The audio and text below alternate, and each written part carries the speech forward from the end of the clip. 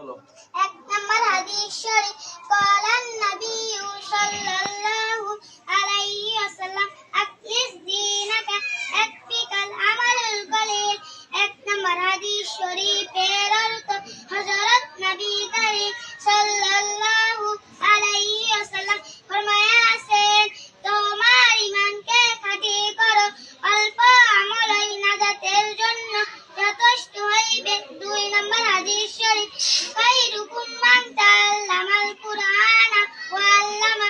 দুই নম্বর হাদিস শরীফের অর্থ, তোমাদের মধ্যে সর্বোত্তম ওই ব্যক্তি যে কুরআন মাজিদ শিক্ষা করে এবং শিক্ষা দেয়।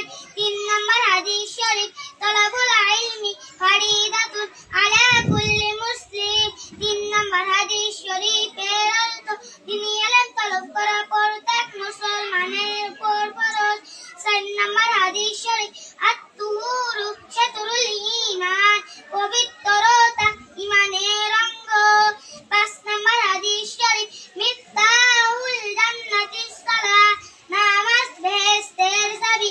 ছয় নম্বর হাদিস শরীফ আউয়ালু মা ইউহাসাবু বিল আবদু ইয়াউমাল কিয়ামাতিস সালাহ, কিয়ামতের দিন সর্বপ্রথম নামাজের হিসাব হইবে। সাত নম্বর হাদিস শরীফ ফাদলুল আলিমি আলাল আবিদি কাফাদলি আলা দুনাকুম। সাত নম্বর হাদিস শরীফের অর্থ, তোমাদের মধ্যে সর্বাপেক্ষা ছোট ব্যক্তি হইতে আমার মতো ভারত বড়।